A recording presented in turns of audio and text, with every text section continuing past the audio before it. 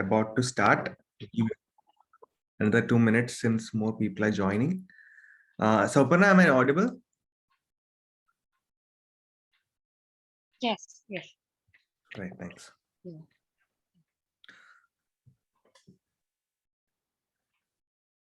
Sorry, Stefan, on the time. Actually, I'm in the UK, so by mistake, I mentioned 7:02, which is the time here. So, sorry on that. Anyhow, good to see you all here. We'll be doing the session in English today because there are people from across the country, like from various states. So, and really happy to have seeing you all here. So I'll give you a quick introduction to Sustera Foundation and its work, as well as then we'll get on to discussing how each one of us can contribute in various ways to the looming crisis. All right, so Sustera Foundation was co-founded in 2017 in Kerala with the major intention of uplifting youngsters and empowering youngsters, providing youngsters with the skill, knowledge, and network to work in the area of climate action. And as part of it, we have been doing various initiatives. Some of the major initiatives have been climate leadership program, disaster resilience leadership program, and so on. And we have been hosting various kinds of workshops as well, um, for the benefit of youngsters to engage.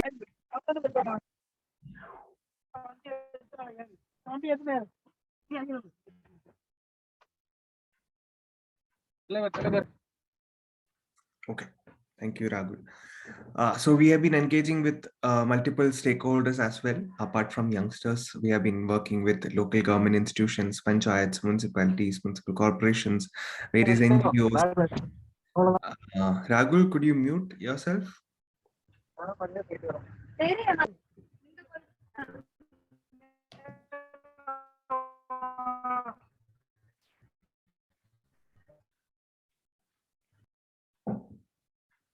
All right.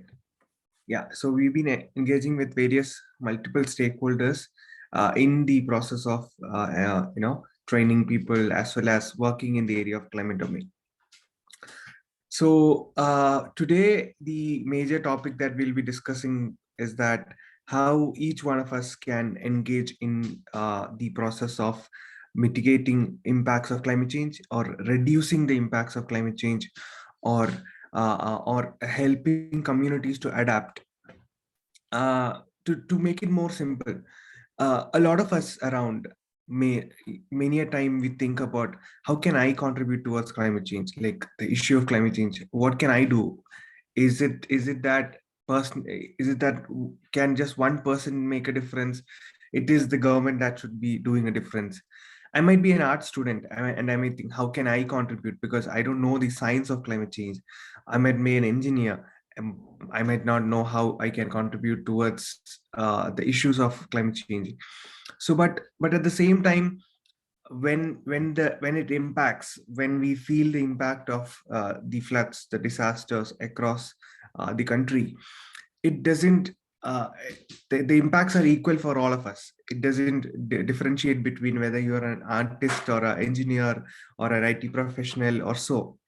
It impacts all of us, no matter what profession we are from, no matter which domain we are from. And and the solution is in the hands of everyone, all of us, not just one person, not just a person, um, not just a person who is sitting in a boardroom, not just a person who is sitting in a government office or a legislative assembly, not a person who is in the college, or it is a collective effort. All of us will have to work together to limit impacts of climate change. Now, what are some of the major issues that we face around? Like, what are some of the major issues that we face, like, directly? uh, we do see on news every day that there are floods happening. For example, in the Northeast, for the past 1 month, there have been frequent floods. You know, The northeastern states are part of India, and they have been suffering a lot. Every year they do see floods, but this year the extent of the floods, the number of days the floods has been extended. For example, usually floods stay for 3 to 4 days, but for the longer the duration of the floods, it impacts travel, it impacts transportation, it impacts livelihood of people.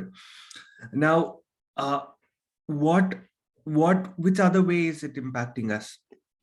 For example, let's take the case of food. Now, we know that the wheat prices have increased across the globe, and now wheat is something that every country consumes no matter what, because every country, some or the other way, we consume wheat or wheat based products. For example, it could be the bread that we eat, right? The biscuits that we eat, everything contains wheat or maida, which is a sub-product of wheat. And what if production is affected? The price would go up. And if the price goes up, the price of all products made by wheat also goes up. The price of bread would go up. The price of biscuits or chips or whatever that we eat on a daily basis. And bread is one of the most consumed food across the globe. And it's also the cheapest source of food, a cheapest source of carbohydrate that is available for a majority of the rural population across the globe as well. um, at least in India, we stick on to more of rice varieties, but that is towards the south. Again, in the north, if we look at a lot of wheat-based products, roti is a very common food that everyone eats, and towards a lot of the South Asian countries as well eat various types of bread. The Arab nations eat bread. Now, just because of war in Ukraine, which is one of the top producers of wheat, the whole economy is being impacted because the wheat prices are going up, and it is increasing the price of bread, and it is making it not affordable for people to buy bread, which is something that everyone wants to consume or consumes on a daily basis. Now, I'm going to link this with climate change. Let's imagine that climate change is happening now. We can see that this particular year, at this point when I speak, temperatures in several parts of the world are at the highest it has seen ever in the past couple of years. Now, this means that production of many crops are going to be affected. We can adapt. If it's hotter, we can increase the fan of the speed of the fan. If it's hotter, we can buy an air conditioner. If it's hotter, we can comfortably thrive and adapt to the situation. But what about plants? Now, how will plants adapt? Plants cannot adapt like we do, right? They every crop has a traditional range of temperature that they are comfortable growing in. If that temperature changes, if there is a plus or minus 2 or 3 degrees Celsius, that would affect that would directly then would affect the growth of the crops. Now, if such a increase in temperature affects the crop growth, it is then going to affect the price, because when the demand is stable and the production is not up to the mark or not equal to what we used to, it is directly going to impact the price. Then it makes it non-affordable for people, a lot of people, because there is a larger section of the society, especially in India, for whom the food wouldn't be affordable if it increases by a substantial percentage. So this is just one example of how climate change can impact us. And another way how our lifestyle is impacting the environment and in return us is that WWF mentions that, based on a research that they've done, on an average, people who consume fish consumes a credit card size worth of plastic every week. Every week we consume a credit card size worth of plastic. That's also because now plastic is in the water, plastic is in the air. uh, Fishes consume so the larger fishes that we mostly eat consume smaller fishes, right, for their survival in the sea, and or in the open water bodies. and the smaller fishes consume something called phytoplanktons. Phytoplanktons grow on plastic these days, so eventually fishes end up eating phytoplanktons plus the plastic, which then comes back to us. So whatever plastic that every day we buy is coming back to us. All right, so this was a quick intro to give you, how each one of us, our lives has been impacted by climate change in various ways. Now talking about so once again, today's discussion topic is going to be various ways in which, no matter which area where we are from, no matter what sector that we are working in, no matter what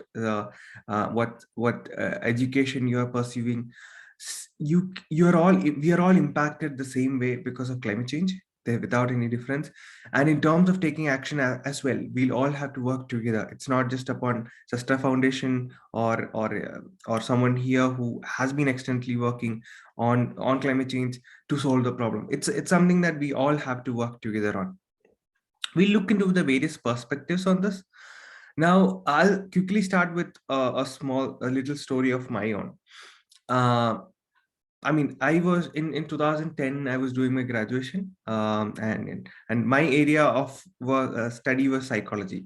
I was graduating in the area of psychology. Now, psychology was a brilliant subject. Like it's an amazing subject because you get to learn and understand more about people, how people behavior of people, why people behave in a particular way. Something that I am sure every one of us would want to know. Now, while doing this, even though I loved the subject, I didn't want to pursue it as a career. Obviously, I was looking for other career options, but uh, uh, uh, during the course itself, I happened to attend a conference in Trivandrum by the Diveja Center, and it was a climate conference. I just went there just to understand, just to know what it is and what is the. I mean, also in those times, you also go to conferences because you get a certificate. Now that is another thing that you motivates you to go to conferences, because in college, no matter what conference it is, you just go also because you get a certificate, put in your CV and so on. This is a very common thing. Now, so after being for the conference, and one of the scientists there was asking us, do you know how much emission it's cost from burning a liter of petrol or diesel? uh, People gave wild guesses: 5 kilo, 100 kilo, 50 kilo, etc., 100 grams, 50 grams, etc. Now eventually he said that the from every liter of petrol or diesel that we burn, that is for every liter or every 15 kilometer we travel by car, we emit around 1.25 kilograms of carbon dioxide equivalent to the atmosphere. Now I'm sure you all know about the carbon emission, and I don't have to tell that again. But or more or less, the planet is warming primarily because of the various greenhouse gases, including carbon dioxide, that is there. Now imagine if one car which travels 15 kilometer emits 1.2 kilograms of carbon dioxide. Imagine what would it be if multiple cars does the same, and we have just kept on doing this all day and night, right? I mean, we keep traveling on our scooters, bikes, cars, etc. We fly, and and this is leading to increase in temperature. It is very clear. It is very clear that every little thing that we do, even the conversation that's happening now, is consuming energy. That is also causing a problem. Now this really startled me. Like I was wondering, like, oh my god, like, how is this even happening, and why aren't we stopping this? I mean, at that point, I didn't really look into the practical side. Probably I was just quickly I wanted to do something about it. Now, being a psychology graduate without much knowledge on climate change, I was wondering what could I do? Like I could maybe talk to people, but who is going to listen to me? What is the point of doing that? So in fact, that is also where my climate journey starts. uh, what I thought of doing is, I love cycling, so and I decided that I'll go to college and come back by cycle, even though the conventional way I used to was travel by bus in a Kerala KSRTC bus, which is, my college was 7 kilometers away from the hostel. So I decided I'll use a cycle. But what is the point of just using a cycle? You will know how to, I mean, you know now about climate change, you know about emissions, but what about others? Can you do about something about that, was the question that I asked myself. So I did a crazy thing. I printed a flag. In fact, I printed a t-shirt and then cut that and stitched it into a flag, and which says "Go Green, Save Earth." Put it on the cycle, and every day I used to cycle through the Trivandrum city from college and to hostel and back. Now, a lot of people thought I'm crazy. I do believe that that was the crazy, one of the craziest thing I've done. But what impact I could create was that I could make some of people think. I could use this as a conversation starter. I could use this as a conversation starter, because when people saw this guy cycling with a flag which said "Go Green, Save Earth" every day on the streets, whenever I stop at signals or whenever I stop at a shop, they would ask, "What are you doing? Why are you doing this?" Now, this was just a conversation starter.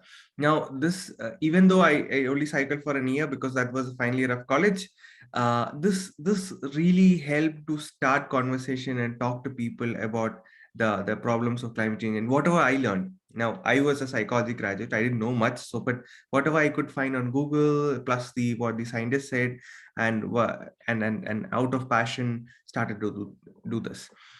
Now, I mean, at that point, as a graduate in psychology, this is something I could start. But later on, then I completely moved my area of work into climate action.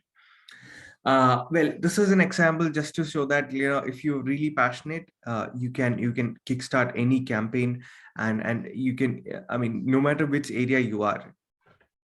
Now, why we are having this conversation today is also because, as of now, from today, we have around 7 years and 27 days left.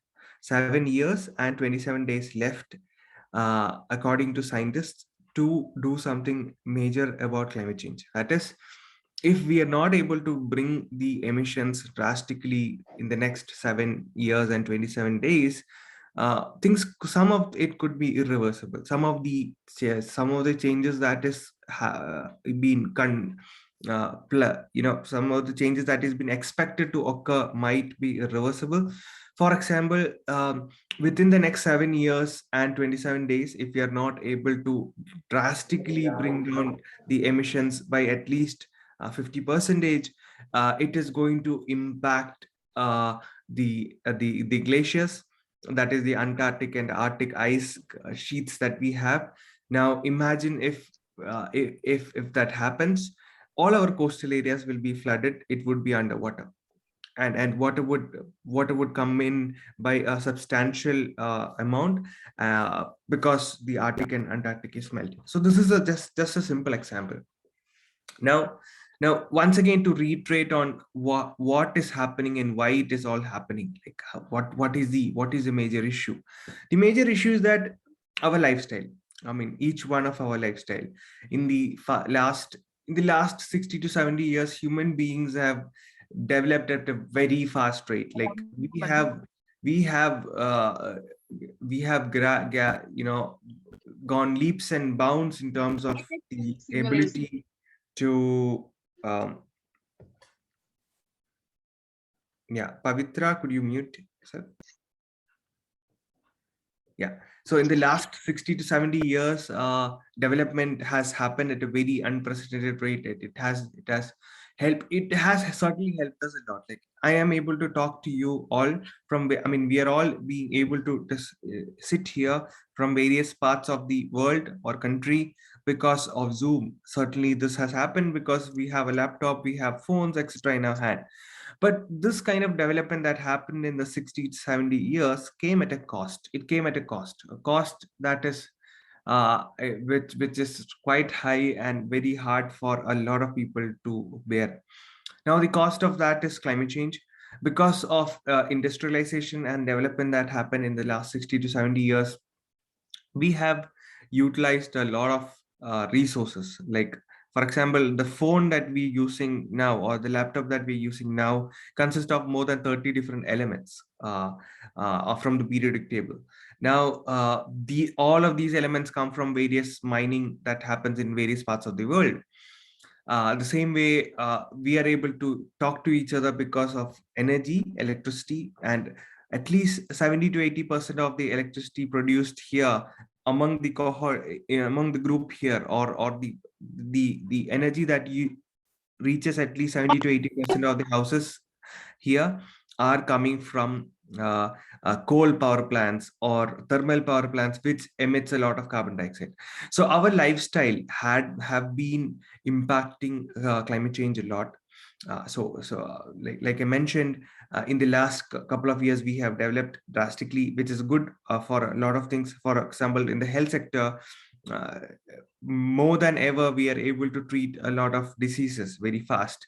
We are able to commute to places very fast. We are able to communicate. We are able to learn much more things. But as I mentioned, it came at a cost. Came at a cost that it's really hard for us to bear. In the last 60 to 70 years, the global average temperature has risen by around 1 to 1.2 degrees Celsius. And now we might think it's a very small increase. What is the big deal? But it is a big deal for the. It has been a big deal for the scientists. Found that it has a big deal for the ecosystem, because slowly the ecosystem has been dying a very slow death. Uh, as I mentioned again, it's our lifestyle and our demands that is causing the larger issue, and we have 7 years and 27 days to do something majorly about it. It's not that after 7 years we are not going to survive. It is certainly we are all going to survive probably, or we are going to make it. It's just that by then it would be too late to do something. Like no matter what, how much ever you do, it wouldn't make a big difference, because already we would have done. All right. So going ahead, uh, what is the problem that is causing all of this? One, as I mentioned, it's the lack of knowledge that each one of our action is causing an impact on planet. On an average, each one of us in this group is emitting around 6,000 to 7,000 kilograms of CO2 equivalent every year. Now, as I mentioned, it comes from various sources. Electricity, your travel. If you travel more by car, you emit more. If you travel more by scooter or bus, you emit more than how you would have if it's a public transportation. The more you consume, the more products you buy, it causes a lot of emission, because all of these products are made in various countries or various parts. For example, if you consume uh, local food, sorry, sorry about the burp. If you consume more food from various that comes from various other parts of the country, for example, if you consume kiwis that come from Australia, that is going to cause more trouble. If you're consuming apples that come from various other countries, that is also going to cause a lot of trouble. But rather, if we consume local, it is going to limit emissions, right? So so so all of these have been put causing the problem. And as I mentioned, this lack of knowledge, our personal lifestyle, and fossil fuel is among the major reasons that is causing what we see now and what we are experiencing. We are experiencing heavy heat waves, right? Like in the last 2 3 months, you've been seen in news that there has been severe heat waves in several part of the country. There have been droughts in severe part of the country. The droughts are causing water issues in severe parts of the country, and so on as well. uh, Now, going ahead, what are the various way you can work on climate action is the topic that we are going to start with. And in the next 15 to 20 minutes, we'll wind the session and take questions, because I strongly believe that questions and answers is going to help more, because each one of you will be from a different sector, and each one of you will might have different questions. So we'll look into that.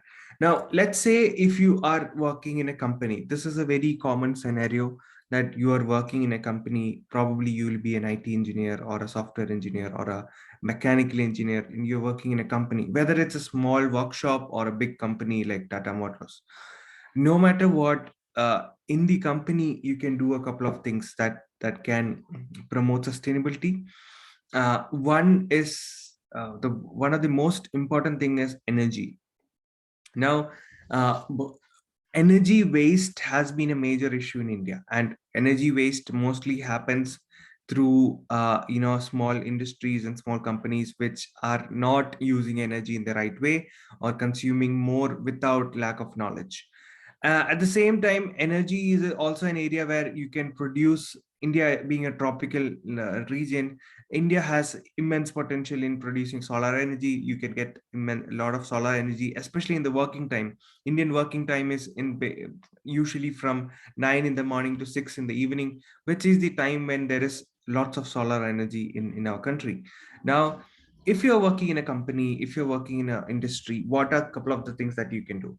So one of the things that you can do is, if you're working on a senior or mid senior or associate level, or like more or less like a senior position, or have at least 2 years experience, whether it's a small company or a big company, whatever it is, if you have that kind of experience, you can convince the company's heads, or the people who run the company, or your branch manager, or your managing director or CEO, who you will be close with, to think about way the company can become sustainable. So first step would be convincing the team to think about the ways the company can become sustainable. So as I mentioned, one of the areas is that of energy use. Now, understanding energy use is very simple. Uh, all we have to do is look into the electricity bill of the organization, and it would mention X number of units used by the company. For example, um, uh, yeah. So, for example, an average company with 5 to 6 employees would consume around 500 to 600 units a month. Now, next step would be to understand where is the energy consumption happening the most. It might be the lights. Now, if there are lights that consume a lot, if these are old incandescent lights, you can change that to LEDs, which can drastically reduce the cost in terms of energy, as well as energy use as such. At the same time, you can also you can request the company to install a solar plant on top of the office or roof, if it's an owned company. At the same time, you can also try to improve efficiency in terms of water. For example, you can propose companies to use low flow fixtures. Low flow fixtures is nothing but, normally every household has taps which runs lots of water. That's how in India, everywhere, whichever tap you open, it just gushes water. But there are new taps which isn't much costly, or new fixtures that you can just put it onto the tap, which can send out highly pressurized water, but it will only sends little water at per time. Like per minute, the flow will be quite less compared to the normal taps. So changing that would help in water efficiency. Uh, Now, another thing to do is, certainly, as I mentioned, reducing energy, improving efficiency. For example, if you're working in a mechanical factory, improving efficiency will be something that makes a lot of sense. For example, in big industries, some of the industries these days, what they do is they move a major part of the production towards the evening, because I'll tell you the reason why. Now, a power plant can generate, let's say, 1,000 units of energy per hour. Now, but if you look into the demand, it's only in the morning that there is high demand, right? From morning at around 8 to 6 or 7, there is high demand, because industries are working, factories are working, schools are working, you are also working, and there is high demand. But in the evening, the demand comes down drastically, right? Because it's just that everyone is home and everyone is going to sleep, and after 10, everyone shuts their lights off, shuts everything else off, and just the phones running, and the fans or AC or air conditioner running.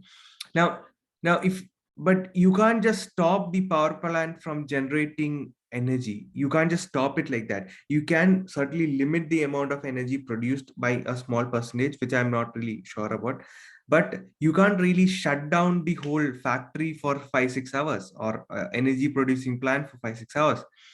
Now, because of which, the if you consume energy in the night, a lot of energy would not go in the waste as waste. So it is suggested that if you're using washing machines or heavy load equipments in even in your house, it's suggested that we could use it. If used at night, it would drastically help a lot, because especially usage of washing machine, usage of iron box consumes a lot of energy as well. So these are some things that you can do at the factory level. Another thing is resource use, like we mentioned about water and energy, but it's also about if you're a production or a manufacturing firm, you could think of ways in which you can improve resource efficiency. For example, let's say you're working in larger restaurant. How can you reduce the food waste that happens? How can you recycle food, that is, or produce energy from food, is another question that you can, and I mean, you can try and answer with the company, or by calling a meeting, because you know how much waste would be generated, so you can also find a way through which how the waste can be managed.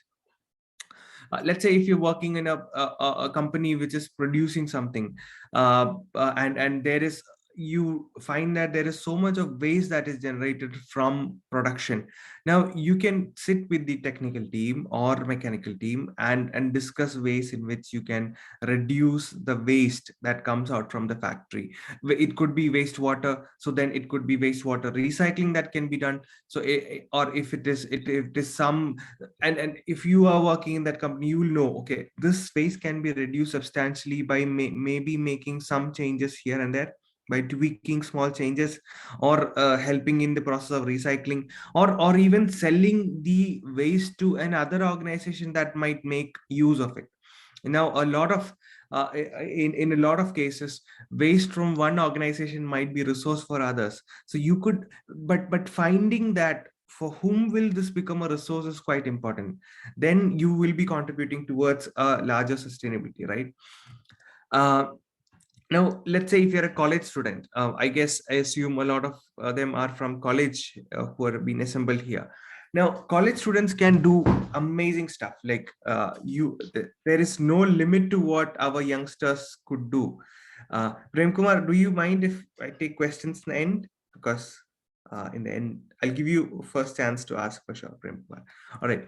So if you're a college student, you can do n number of campaigns. So in fact, one of the major suggestions that came out in Kerala in terms of climate action was that we start a climate chair in every college. Now, whether it's an engineering college or arts college or any kind of college, everyone can contribute towards climate action, and everyone will have to.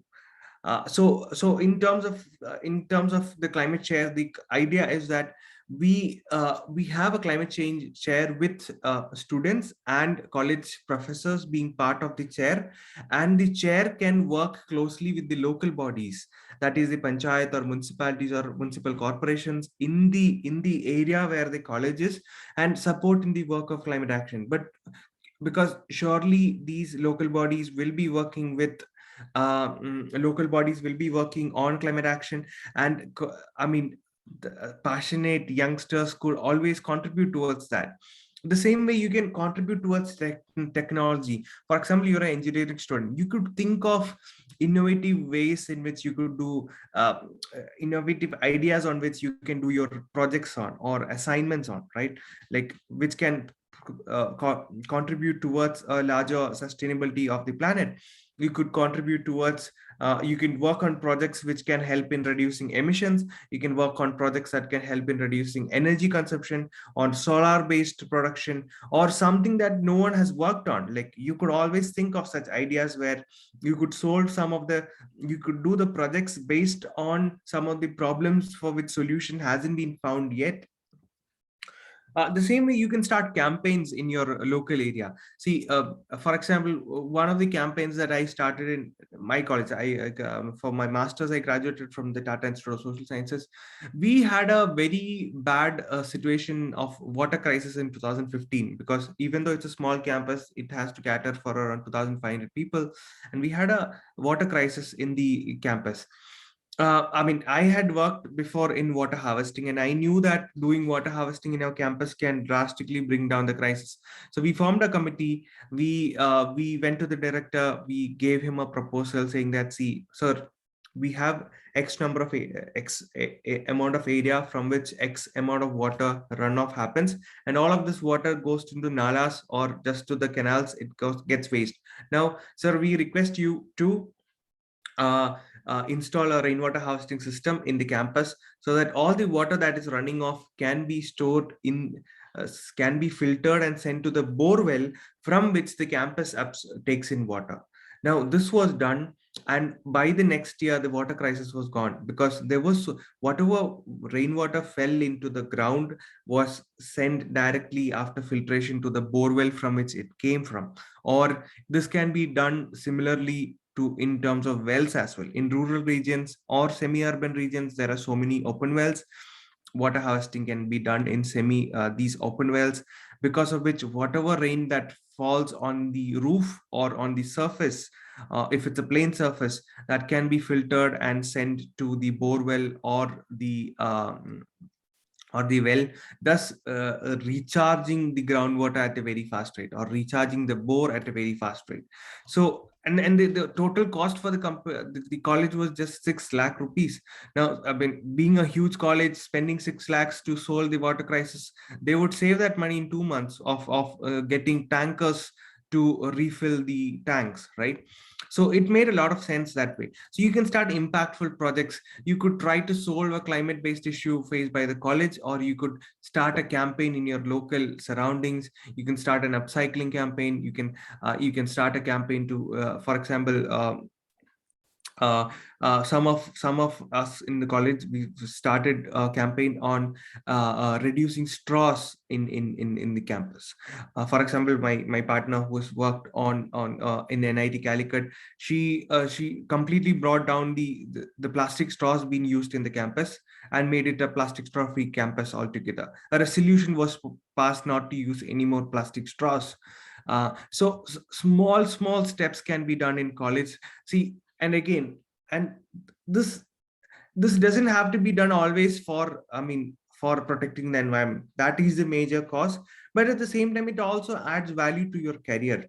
When you go for an interview, when you go for any other further career options, when you when they ask you what have you accomplished, you can certainly mention about this campaign that you have done back in college, and in the impact that it has created. So you just don't have to do it everything for environment and climate change, but also you can think about your career while doing it, right?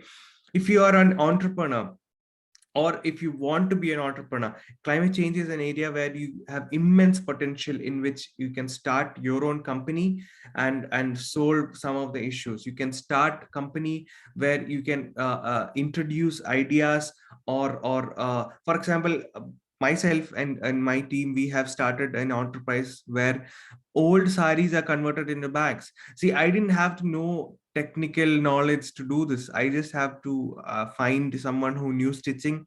We just have to train a couple of women to do stitching from saris, and collect a couple of saris and convert them into bags.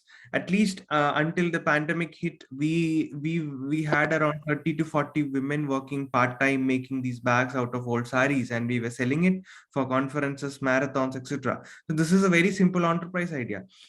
And in fact, in some of the there are 2 or 3 enterprises in Kerala, in India, where the flowers from temples are converted into agarbattis and manure, and they sell it, and people are ready to buy it as well. So you're reducing the waste of flower, which causes a lot of methane emission uh, um, and leachating in water, etc. At the same time, you are producing something and making money out of it. You are solving the issue and making a living out of it. You're solving the issue, making an income out of it, right? So enterprising is another solution where you can work on solving the climate crisis, at the same time making a living for yourself and making yourself happy, because eventually you're contributing towards a better planet. Uh, Another thing that you can do is volunteer for NGOs. There are so many NGOs that would be around you. There might be NGOs working in the local level, in your district or in your state as well. Uh, there could be NGOs working in your panchayat as well, or small organizations or associations working on climate action or so on. You can work closely with them. You can you can closely work with them by motivating, I mean, approaching them or emailing them and checking if there is a volunteering vacancy, and showcase what expertise you can contribute towards the organization. For example, if you're a designer, or design, you doesn't have to be a designer, to design, you can always make posters and posters or outreach material for them, or you can design innovative caricatures which can help children or school students understand about climate change more. Or um, or or let's say you have software skills, you know how to make a software or create a website or design a website. If they don't have a website, you can design a website for them. Or if they don't have a social media page, we are all social media experts, aren't we are all best at Instagram. So why not contribute that for a better cause as well? And let's say if you're good at taking sessions, you can take sessions for school and youth among the surroundings, right? Uh, now another thing is working with your local body. Working with the local body is important because your panchayat, your municipality, your corporation has immense potential in solving the crisis, because whenever a disaster hits, they are the first responders. So you can sign up with them as a volunteer to respond, because a majority of our local regions across the country are facing one or the other disaster. It could be floods, it could be droughts, it could be sea surge, it could be cyclones. So when it hits, they would need volunteers to work on. So you could volunteer to work on that, or you could help in planting trees or doing the usual campaigns that the panchayats do, cleaning of canals, cleaning of water bodies. Cleaning of water bodies is quite important because the better they flow, the healthier the canal system, the water system, and it can reduce and limit floods as well. Uh, and finally, see, I'm just giving. There are so many ways in which you can contribute, but a couple of them. But next, I'll take questions and then answer that so that it is being better understood. Um, and finally, what you can do is, like I did after my graduation in psychology, when I decided that sustainability and climate change is going to be my area of interest, I decided to do a master's in the area of climate change. No matter what background you come from, no, if you're an art student, if you're a psychology student, if you're a BCom student or math student, a physics student, or whatever, you can always get into psychology, climate change in a professional manner. You can choose it as a professional career. You can always connect your and you can always connect your subject to climate change as well, because it's a subject, it's a multidisciplinary area where we need expertise from all sorts of people. All kinds of expertise is required. So no matter which area you're from, you can always do a professional course in climate change. In India, there are very few colleges offering a professional course as of now, but that is on the rise. At the same time, organizations like ourselves, Sustera, and few other organizations are working on reducing this gap by providing professional, small, short-term programs, which can help create youngsters who want to passionately work in this area. So this is about a quick introduction. I hope I have covered a lot of areas. So first, we'll take questions now. You feel free to ask questions in the sense. Prem Kumar, I'll call you first for sure, and there is Balaji and then Divya. Um, so feel free to ask questions. And I also suggest, if because I am looking at a screen and talking, if some of you could put your videos on, that would help. And feel free to ask questions in like whichever comfortable language you're, Hindi, English, Tamil, or Malayalam. Yeah.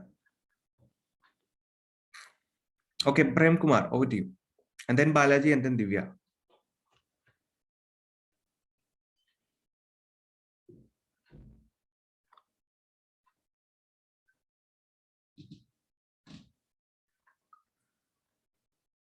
Prem Kumar?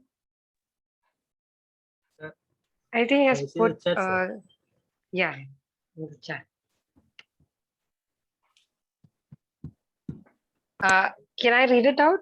Uh, yeah. Yeah. Prem Kumar says he's currently in his native place where people use water extravagantly, Mhm. and that he couldn't convince his mom to use water efficiently. As a psychologist, what are the advice that you can give to make people aware of this? Okay. First of all, don't be demotivated by how mom have reacted or your mother have reacted. Uh, a psychological effort or a behavioral change is going to take so much time. It is not that we can go and convince our parents to change, but what I have seen really successful in even in case of my parents have been that I started to think differently and act differently, and slowly they didn't have another option, but they followed. For example, um, uh, uh, for example, uh, I started to consume less, or I started to take my own cover when we go shopping out, like to a near store or so, and slowly, Achin and Amma stopped as well to bring plastic. I mean, take plastic from the shop. Now, I wanted to limit my consumption of meat, which was not easy to do because limiting is not easy. So I decided to stop. Now, once I stopped, they also stopped. So that was something that happened. So, but it takes time. It's not that one day you tell your parents and that happens. Another thing that you can do, Prem Kumar, is that this is something that I have also done. See, changing a tap is not rocket science. You don't necessarily have to get a plumber to do it. YouTube may and some tools will help you change a tap. Instead of asking your mom to reduce with something that she's used to, like opening suddenly and letting the water out, you can go and change the tap. Um, you can get the latest taps which can send out water with so much pressure, but the amount of water that comes out is very less.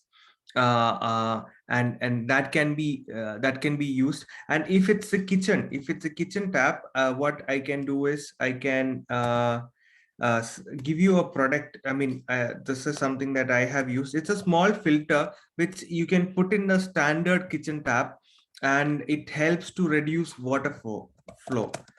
Uh, uh, the product is called, I'll just find it parallelly and put the link in the comments.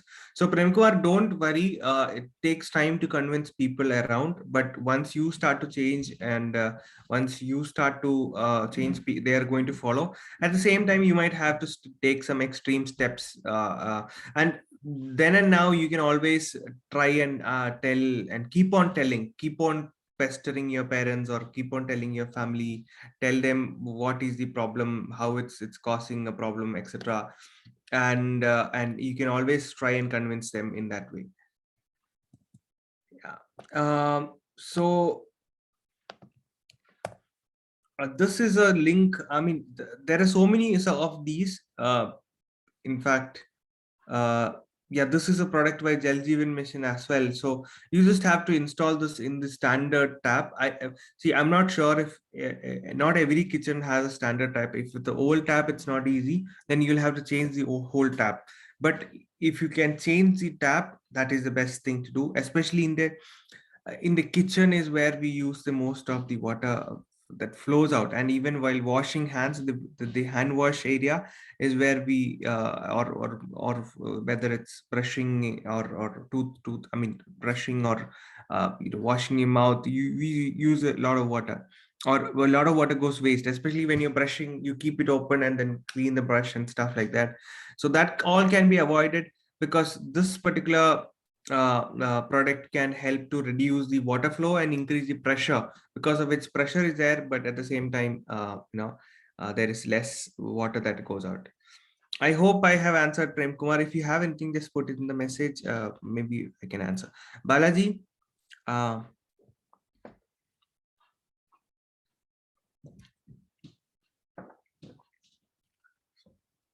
Balaji, do you want to ask, or shall I move on to Divya? Yeah, Divya, go ahead.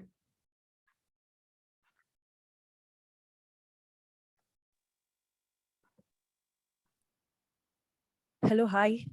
Hi, Divya. I have two questions, sir. One is Yeah. regarding the, you told that we can volunteer for the local bodies, right? How are we Mhm. supposed to do that? Can you guide me on that? All right. All right. Where are you from, Divya? I'm from Chennai. Chennai. So, are Yes, you from proper Chennai, so what I'm asking is, are you part of a panchayat or a municipality or a municipal corporation? Municipal Corporation. Municipal corporation.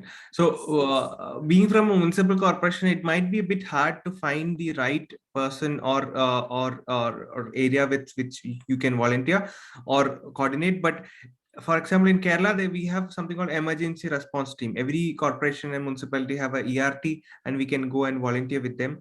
One of the ways that you can do is, Divya, check the municipal corporation website and check the campaigns that they're working on. Now, some of the campaigns will be certainly done with local NGOs or local organizations. Now, you can be part of the campaign. You can volunteer for the campaign is the easiest way to do. Okay. Or else, I'm not sure if someone from Pooligan Nanbargal is here. If so, they can as well advise on how that can be done, because it's one of the partners that we have working on. We are organizing a climate leadership program in Tamil Nadu, and they are one of the partners. So certainly, Divya, this is one of the way. But I guess if you want to work in your local region, in Chennai, there are so many NGOs that are working at a local Mm. level. Collaborating with them will be the best way.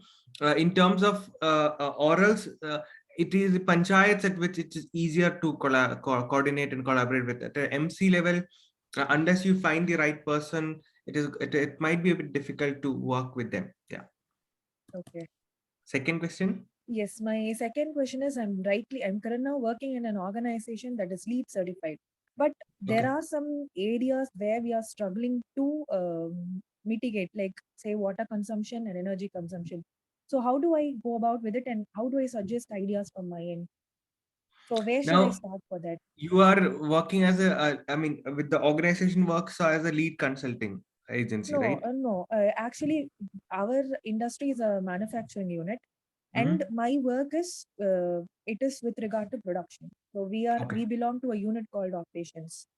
Okay. So, Yes, what is the production that is happening? pump manufacturing.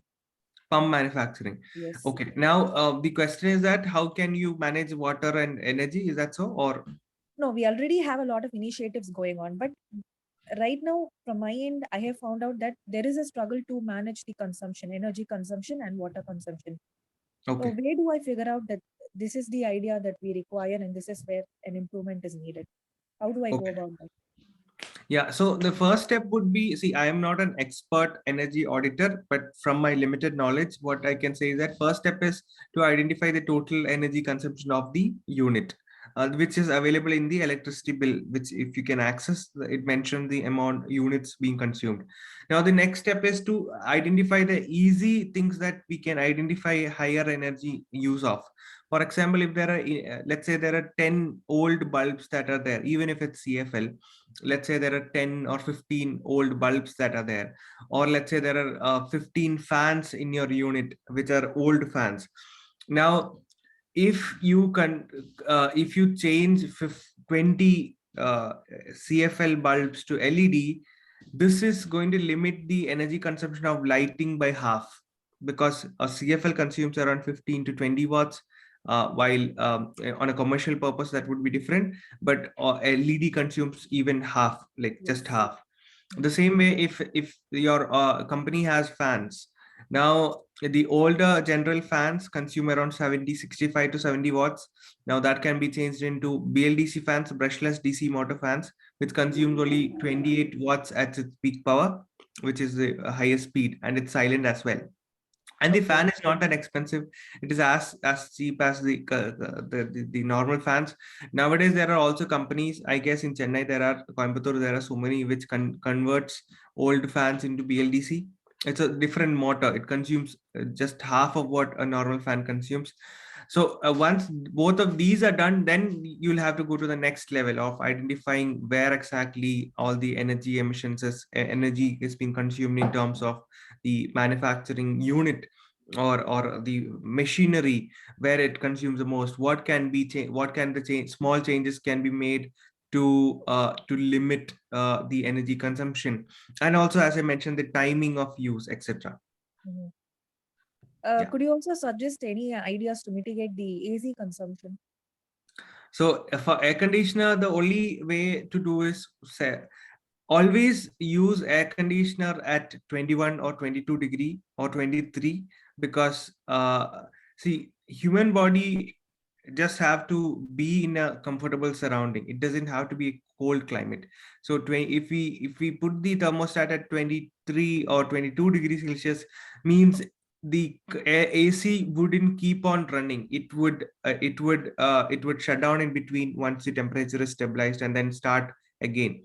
But what happens is that most of us end up putting the air conditioner in 18 degrees Celsius, which means the air conditioner will have to pump out lots of cool air, and it also have to suck a lot of hot air from the atmosphere, which means it's going to keep on working, which means it's going to take a lot of energy. And if your air conditioner is really old, and if you can really convince your company, or if the company is planning to buy new air conditioners, you can ask them to buy a 5-star rated air conditioner. The 4 and 5-star rated air conditioners consumes very less compared to the cheaper alternative of 2 or 3-star air conditioners. Yeah. Okay, thanks a lot. All right, Divya. Sanju, there are two questions in the chat. Can I just quickly take it? Yeah. Okay. Then we'll come to Priya, Manoj after that. Yeah. yeah. Priya had asked, items like salt, if left wide, doesn't get spoiled, but if it's packed in a cover, it has an expiry date. Does this mean that salt is contaminated with plastics? If so, what are the alternatives found so far for packaged items rather than plastics? Could you give first part of the question once more? Just the first. The salt, when left wild, wouldn't get doesn't have an expiry date, but when packed in a plastic packaging, it comes with an expiry date, right? So she's asking if there's an alternative for plastic packaging and why is it? Yeah. So a very interesting thought, not probably not what many of them have thought, why salt when packed has an expiry date, and while not packed, it doesn't have an expiry date. Now, okay, I am not sure of the technical aspect of that question, but salt is something that wouldn't really degrade or get contaminated if put in a very closed space, or if you put it in a container, it wouldn't contaminate or degrade at all. It is going to stay for a very very long time. But from my understanding, my limited understanding, why it has an expiry date is because every company is being according to the government rules, it has to put an expiry date to every product that it produces, and they do put a shelf life, probably a limited a larger shelf life that can be given to the salt might be 2 to 3 years, and that's what they give. But or else, no matter what, you can always store salt in a closed container and keep it for years. uh, and I didn't get the second part of the question, Saparna, which was. What would be the other alternatives for plastic packaging? Do you know Okay. about any other alternate better Yeah. packaging? Yeah, so as of now, it is a sad thing, but we don't really have real good alternatives for plastic packaging. The only thing that we can do in terms of limiting plastic is going back to our roots and how we used to. We used to go to the nearest Angadi shop or this nearest shop and take our own containers. And even if we go there, they would put it in a newspaper and then give it, and then we will come back and put it on our containers. Or we take our own sanji or bag from our house to take the buy these products. So these are the things that we used to. And now going back to the roots is the best thing.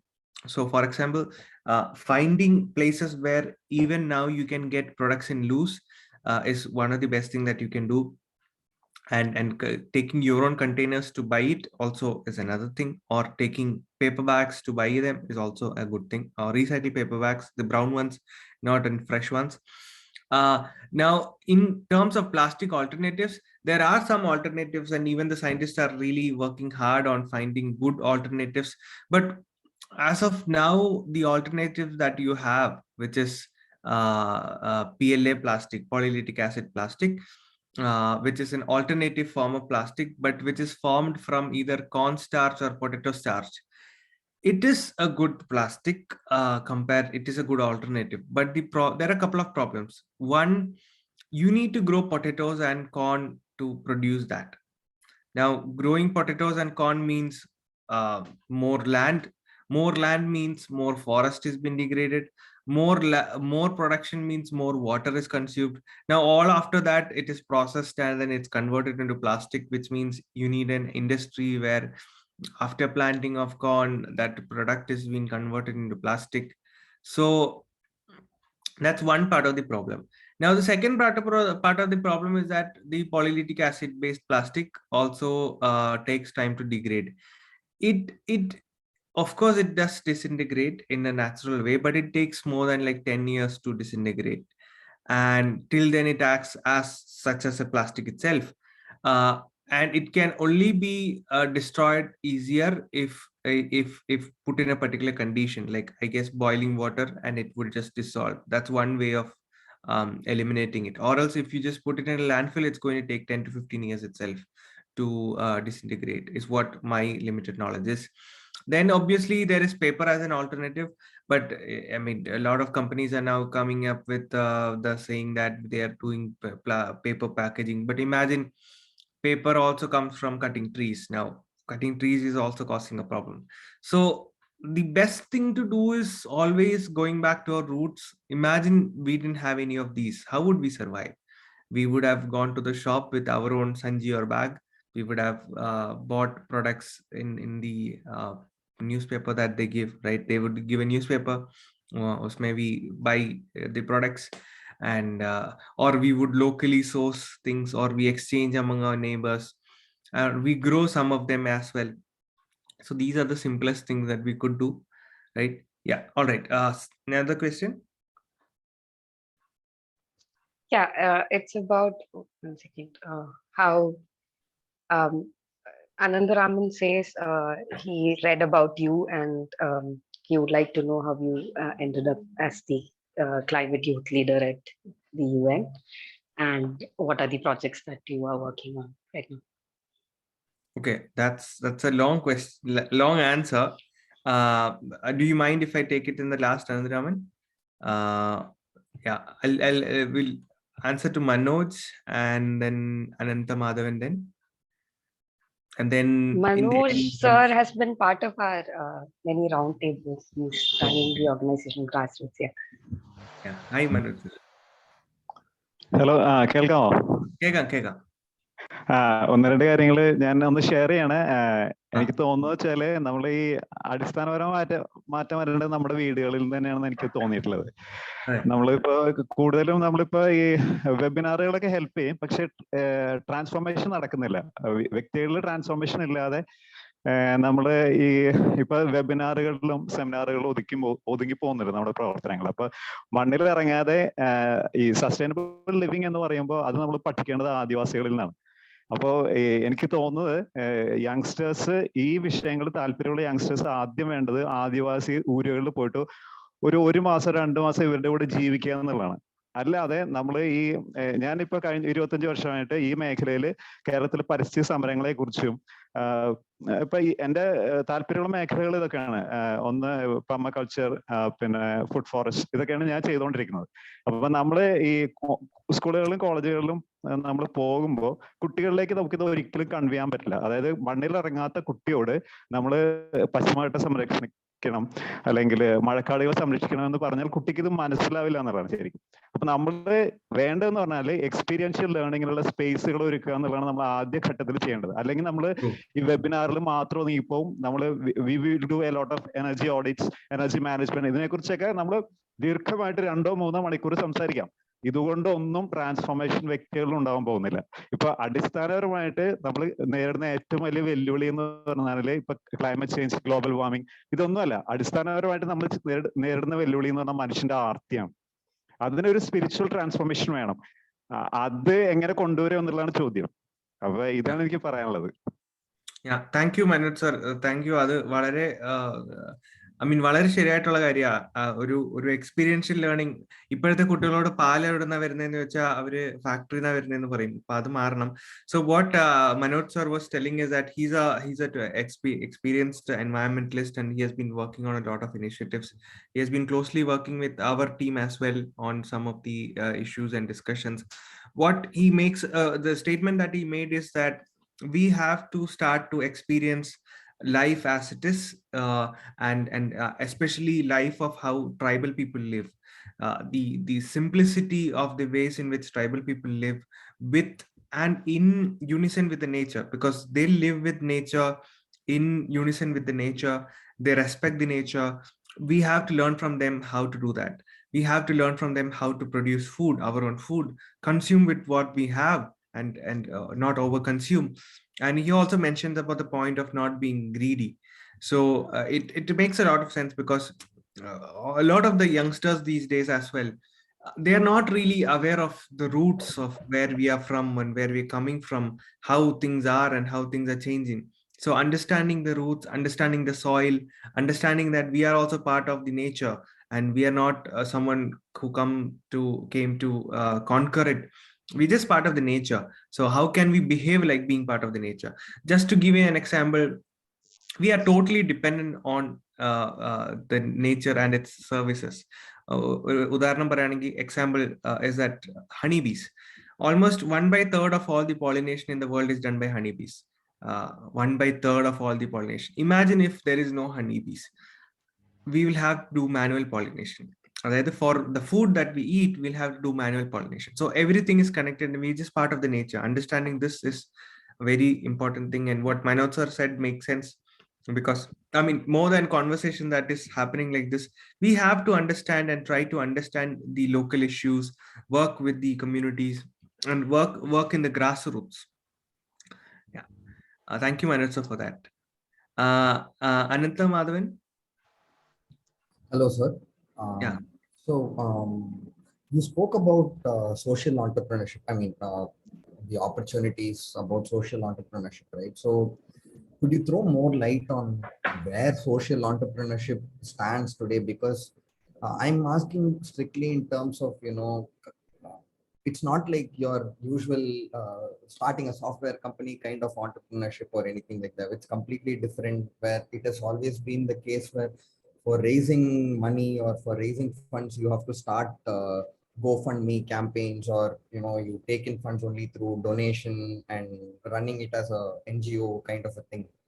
So could you throw more light on where social entrepreneurship today stands? Is it a viable option for people like us to venture into and see it become a sustainable organization and all that? Just want you to share your opinions and thoughts on that. Thank you, Anand. Thank you, Anantha Madhavan, right? Anant Madhavan. Anant, yeah. Thank you, Anand. A very valid question.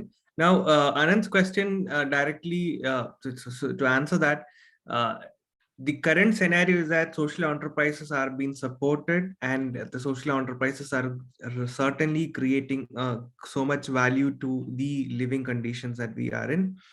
Social enterprises and green enterprises are also solving some of the most important issues that we face now.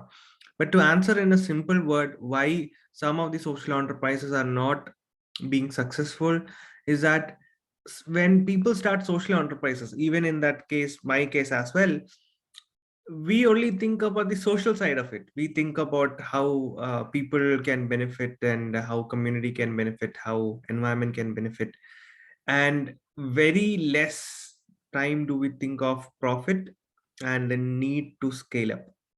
Now, this is the biggest challenge that social enterprises in India are facing, because yes, the main intention of a social enterprise is to support vulnerable communities or closely solve some of the challenges that are there. But at the same time, we also need to think of profit, because let's say if I am starting a social enterprise, my survival is going to be based on the enterprise, and I can't have the same salary every month. I might after 5 years at least I should have a raise to myself. So the company has to grow, the profit has to grow, and only if the profit grows can I provide jobs to more people. So this aspect is missing in several social enterprises and social entrepreneurs, because of which a lot of them are not becoming really successful, or is not able to scale up the impact. So Anant, the most important thing I believe is that social enterprises are having I mean, as of now, there are so many big, larger organizations supporting or being ready to support social enterprises and their work, or even showcase their work at least. Or but and the ecosystem is quite active. Every state and every country is now thinking of supporting more and more entrepreneurs working in the social sector, solving some of the development challenges, or even environment entrepreneurs. For example, Climate Collective is an organization which supports a lot of climate startups, a lot of them. In fact, I strongly believe that if Climate Collective was not there, it would have would have I mean, a lot of climate startups wouldn't even have come into the forefront, is what I really think. Now, Kerala Startup Mission is supporting a couple of social enterprises. There is NSR cell in IIM Bangalore who supports a lot of social enterprises. Surge Impact is an incubator which supports social impact organizations. There are so many organizations now funding social impact startups, and but again, some of them are also looking towards the profit aspect. Even though they see that there is a development, they also want to make sure that the investment that they make is grows even by small amounts. Like, it's not that when they don't look at that, okay, obviously they know that it's not a software company and you can't expect a lot of profits, but they do expect profits because it's their investment eventually. So considering profits while establishing social enterprises is important, because it's not just important for the person who starts. Because as I mentioned, I can't have the same salary for 5 years. I can't keep running with the same team. I will have to increase everyone's salary. I will have to increase the team. So profitability, keeping in mind about profitability is also important, so that you can scale up. Now, the benefit of profitability is also that, see, let's say if I started with uh, upcycling 50 saris per month, which went on to like 500 saris every month, which is which is what scale is, which is what impact is, right? You're reducing fabric from reaching the water bodies or so. So I hope, Anant, I answered your question. Yes, Sanju. Thank you. Thank you for Yeah. those points.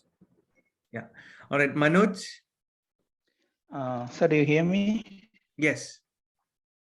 Sir, actually, I'm from a water background. I'm a researcher from a water background.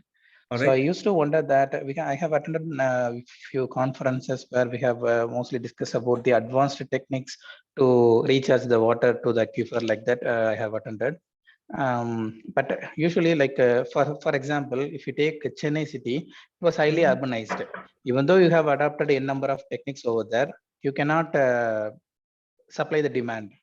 So the simple solution is that we can shift some of the sectors, like maybe IT, shifting the IT sectors to the interior or something like that will be beneficial.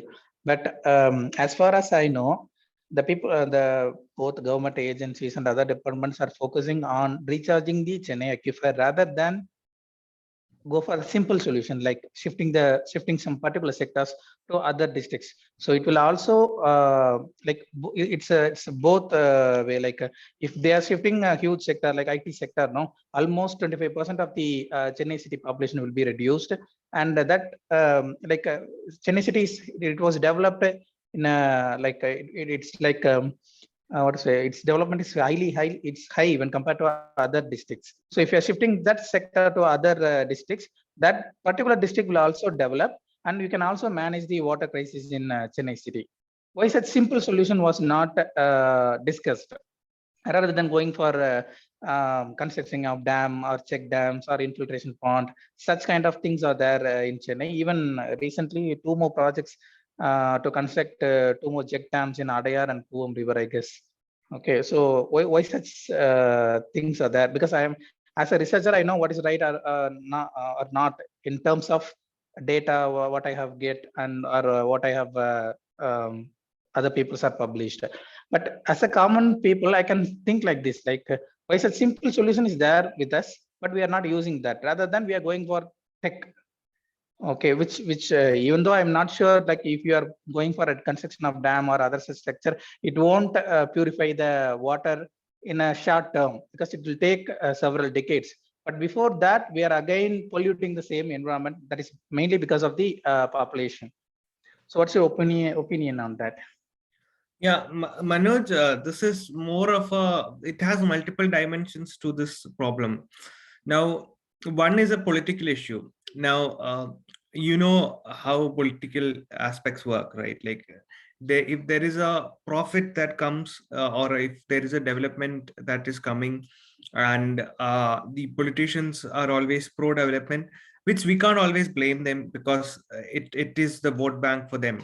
For them, the benefit is the vote bank, and more the development, the more the votes that they get. No, that is a very common issue. That's one political dimension. The second dimension is in regard to IT parks. It's not that every IT employee is going to be happy to work in a company that is put up in a rural region. Now, a lot of the IT parks are in urban agglomerations, primarily because the culture, after working 10 to 6 or in front of the computers, they can go and chill in a pub or a bar, or they can go to some garden or space to work. All of these are some of the things that brings these companies into big cities. Then there is a planning problem as well. Like, most of our Indian cities are not planned. Like like based on what you said, Manoj, we have to be planning our cities very well. That is not being done. It's only now that urban planners and planners are being given more emphasis, or planning is being done based on geographical mapping and understanding the region very much. So this has to change, and it is going to change only in a longer period of time. Till then, our companies or our governments will always look for easier alternatives, so that they don't have to if their vote bank won't be affected, or they don't have to invest lots of money. What recharging is the easiest way in which they can do this. So how this problem can be solved is, if there is a larger mobilization of youth who demand that such changes have to be made, then certainly it is going to happen. If there is a Now, it's not just about holding protests, but it's also about uh, dealing it in a very scientific manner, right? Giving them proposals in a very like researchers like yours or your own can come together and put proposals to the government, and put it in the public as well, gain support from the public, and give it as a memorandum to the government. And these are some of the multiple things that you can do. So this problem, I do understand your feelings, but this is a multi-dimensional problem, and it has to be solved like that itself. So you'll have to mobilize youth, you'll have to work together, you have to work on various from various aspects as well. You'll have to probably organize small protests. You will have to probably hold meetings with the government bodies. You'll have to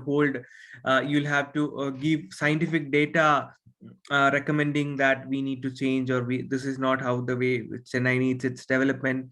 Or you'll also, at the same time, you'll have to communicate among the public. You'll have to pressurize the public to change. So multiple ways should be used to sort this issue, Manoj. Yeah. Any other questions from the crowd, or else I'll move into what Anantaraman has asked and then wind up, because it's already nearing an hour. In fact, an hour and 20 minutes. So, all right. So, if there are not much questions, thanks everyone for joining for the session. Thank you each one of you for joining this. It gives us immense pleasure to have seen at least 40-45 youngsters join the conversation. We didn't expect that much, and I hope everyone have learned. If you feel that you have learned a lot, just put a thumbs up or a love symbol on the chat. that would help. And I also request you that if you could all put your videos on, we could just take a quick snapshot of all of us, and then I will and those who want to leave can then leave, or else I will answer Anantaraman's question as well then there. So if you could put your videos on quickly for 10 seconds, just quickly snap, and maybe we can wind up. Yeah, more people coming on. Right. Just press the video button. It's good to see you all in person. Like, yeah. Anyone else would like to put it on? Right. Finally. Okay. More people coming up. All right. Okay. So then I'll go ahead and give it a snap. All right. Ready? 1, 2, 3. Smile.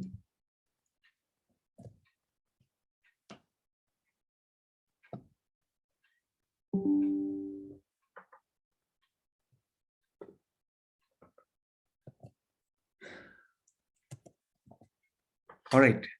Thank you all for that. Before anyone leave, we would like to announce that Sastra Foundation, in association with Poovilagan Nanbargal, is organizing a climate leadership program in Tamil Nadu. It's a fully funded program for really passionate youngsters who want to be part of the creating change. We'll be providing you the necessary skills, tools, and network to work on it. If you are really passionate, do apply for the program. If you're really passionate, make sure the application is that good, because there are so many applicants. Already around 180 people have applied. So if you really want to get in through, your application should be that good. And I mean, whatever work you have done and your passion should reflect in your application. And if you've already put your application and you want to do it again, that is also fine with us. You can just mention that again, but your passion should reflect as the eventual thing, and it's a larger jury that makes the selection. So yeah. All right, Amrita, I'll take the Amrita's question, and then those who want to leave can leave. The session is officially over, but I am just waiting back to answer to Anantaraman and Amrita.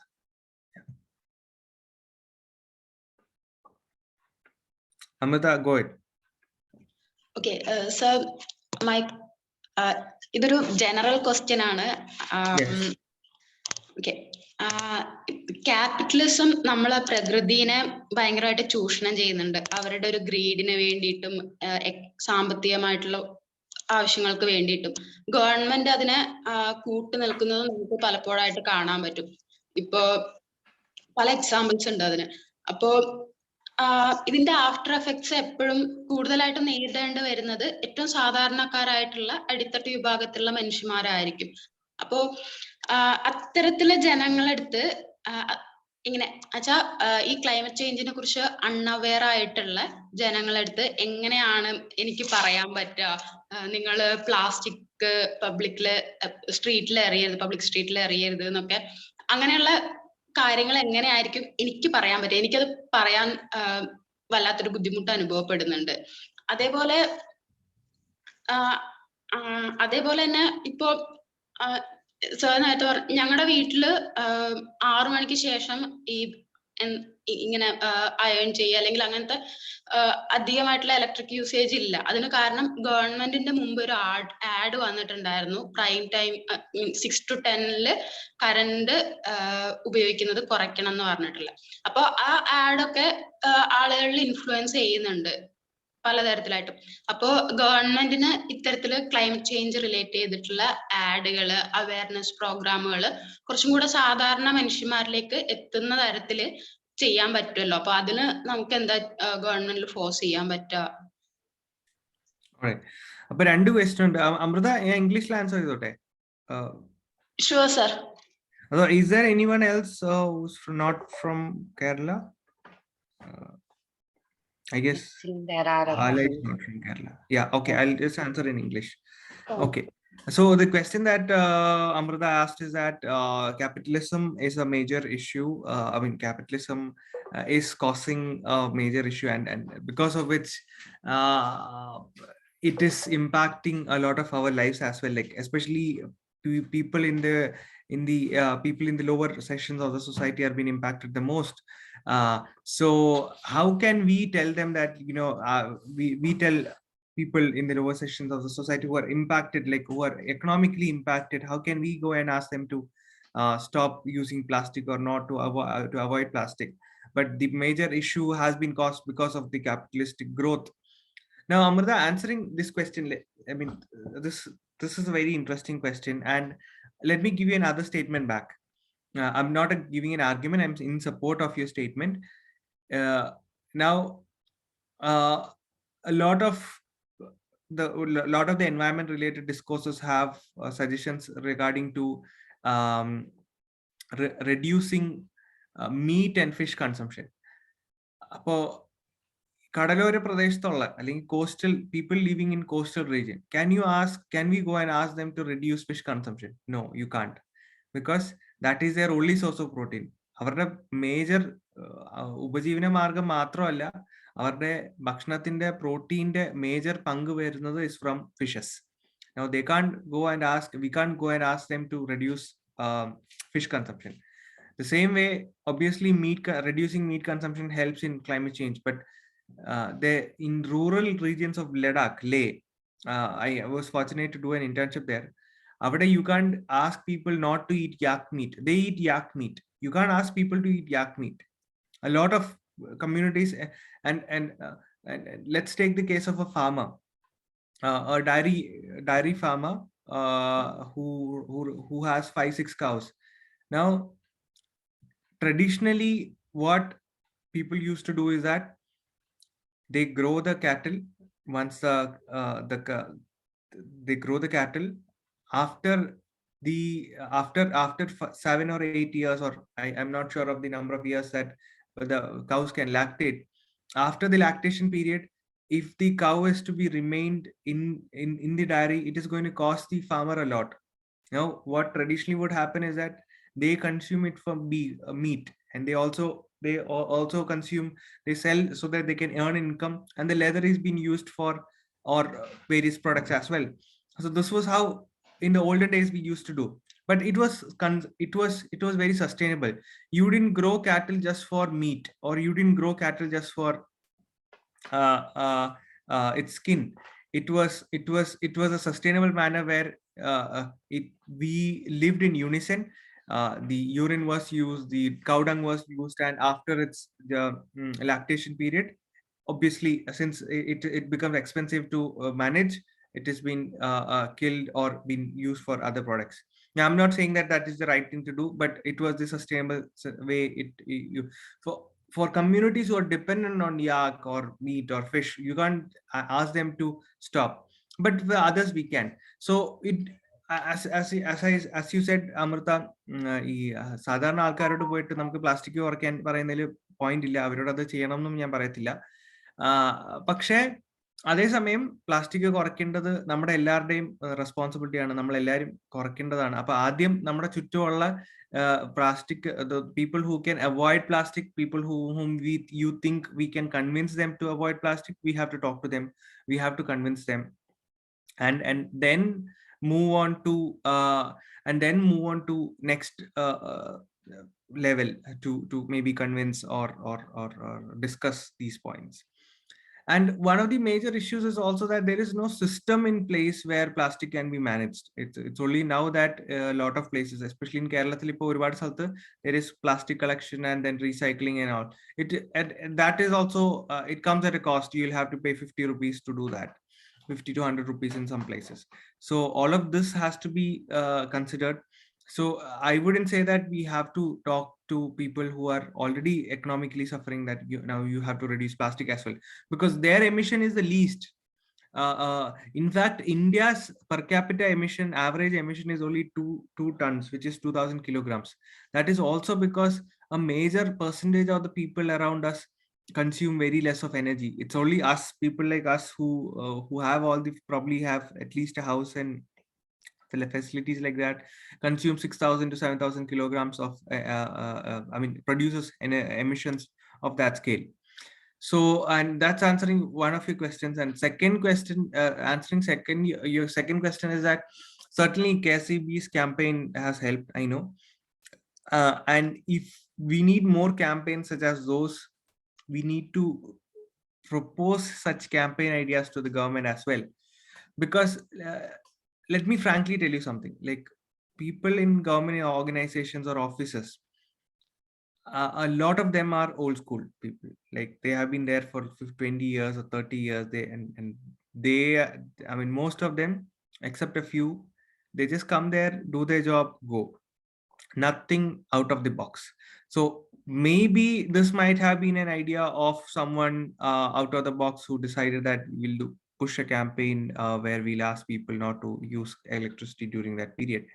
So now if this has to happen, they have to get their ideas, and someone should push them to do this as well. So Amrita, the best thing that you can do is, if you think of such campaigns, or if you think of that such kind of campaigns can help, you can certainly propose such campaigns to concerned authorities, especially the Water Authority or KSCB. You can propose campaigns, you can propose innovative ways and push it through through them. In this regard, there is a larger campaign on plastics, but again, that is not becoming successful because electricity wise change is something easier to do. At the same time, for plastics, it's not that easy to do unless the government also proposes a solution for managing plastic, right? Or the government takes step to reduce the plastic available in shops. But that is also a major issue. So I hope I answer your question, Amrita, or do you have anything more to know? Thank you, sir. It's great thought. Thank you. Yeah. All right. Now, finally, Anantaram. Okay, I'll answer your question. I mean, it's not more a question. It's more you would like to know what I'm doing and stuff. So as I mentioned, I started my journey with the cycling, putting the flag on the cycle, saying "Go Green, Save Earth," and then cycled around Trivandrum city, talking to people. But at that point of time, I was running an NGO with a couple of others, youngsters, called Sarsus, which worked on empowering youth and closely working with youngsters to take up solve some of the local challenges. Now I knew that, I mean, we had like 500-600 volunteers at that point of time. Like so many of volunteers we were working on lots of projects in Trivandrum and so on. Now this gave me the necessary motivation to do something in future as well. Then I went to Tata Institute of Social Sciences to do my master's in climate change and sustainability. But just before going there, I happened to work on a rainwater harvesting project where Malengir, there is a panchayat. There we installed, they had a huge water crisis, and we motivated the panchayat to install rainwater harvesting systems, which is very simple. Roof in the water that falls on the roof was filtered through a sand filter, coconut shell, charcoal, and sand and metal, charcoal, and that water was sent to the wells. This increased the water table of the region. That helped a lot. And secondly, so after that I went to TIS, did my master's there. During TIS, happened to be part of several campaigns. I started, like I mentioned, we installed a rainwater harvesting system, went to Ladakh for a month of internship, which helped me to work with some of the most rural communities in Leh, in the coldest region where there is no electricity. Like how Manoj sir was telling, Ladakh tribal settlements in work here. That helped me a lot. 1.5 months of working with people not having electricity, nor being able to grow vegetables. Because it's a very cold region and you can't grow vegetables there, but they are dependent on dry fruits, dry veggies, dry meat as well. Meat volume they dry. If they have a yak, they cut it, they piece it, then they dry it as well. Similarly, dry paneer as well. These are some of the things that they consume, and work with them. Also cycle from Mumbai to Bangalore through the Western Ghats while in college. After that, I came back. I started to work with A3, Ashoka Trust for Research in Ecology and Environment. We worked on environment education for children from government schools in Alapura. After that, we went on to, while I was there in Alapura, we started the upcycling project where pre-owned fabric was converted into bags. So started the social enterprise power. While there itself, I was part of several other projects, but primarily we had a larger project where Muhammad Vana Panchayat, we are trying to make it first model wetland village. And from there, we moved on to, from there, while in A3 itself, started Sastra Foundation and did the CLPs. Angane then moved on, and especially the Muhammad project, there is so much more to tell. Like it's a whole story by itself. And then, yeah, currently in the UK, my wife is studying here. I joined her, but managing Sastra's work back in India.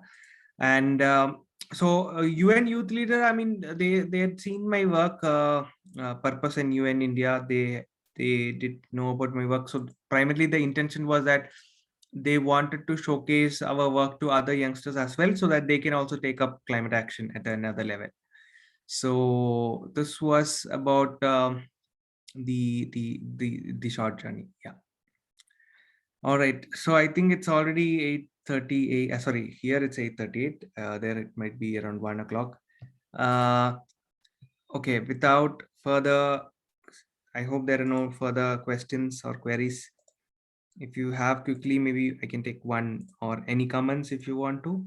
If you want to tell something or how you felt after the session, please. And then we'll stop. ആർക്കെങ്കിലും എന്തെങ്കിലും പറയാനുണ്ടെങ്കിലോ ഇല്ലെങ്കിൽ ചോദിക്കാനുണ്ടെങ്കിലോ last ഒരാൾക്ക് എന്തെങ്കിലും പറയണമെങ്കിൽ പറയാം. Help ചെയ്തിട്ടുണ്ടെങ്കിൽ അത് പറയണമെങ്കിൽ പറയാം.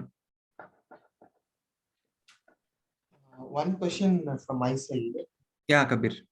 Yeah, actually, will it be like a series of online meetings or webinars like this, or for just an intro session you kept this today? How the journey will begin? Because I enrolled Journey of who like in Nanbargal that the climate leadership program. Yeah. The climate leadership program is going to be 3-month program. There would be a series of online sessions. This was a general sessions kept for all, like anyone who wants to be part of, to know about various ways in which you can contribute to climate change. But the climate leadership program which will go on for like 6 to 8 weeks. We'll have online sessions, and finally an offline event where everyone will come together from all the districts that we choose people from. And there would be multiple interactions, and it will be in Tamil. Mostly 90% of it will be in Tamil itself, and only very few of English sessions like mine, which will have to be in English. But obviously we'll have a translator as well if required. If everyone understands English, then that won't be an issue as well. So there would be multiple sessions where and multiple activities, assignments, projects. So the person is expected to at least invest 10 to 15 hours a week into the discourses, sessions, and so on. Yeah. Sure. Thank you. Yeah, so thanks. It was amazing to see you all here. There were around 40-45 people, and even after an hour and a half, people are still here, which is amazing. Yeah, Anand. Okay, thanks. Yeah, okay. So then we'll wind up. Thanks a lot. Thanks. In this, we'll be continuing these series of conversations, and you can always follow us on our Instagram or Facebook page for more details. There'll be weekly or bi-weekly sessions hosted by the name Change Conversations. So yeah, you can be posted by following us on Instagram. Thank you. Thank you all. Thank you all. Thank you so much.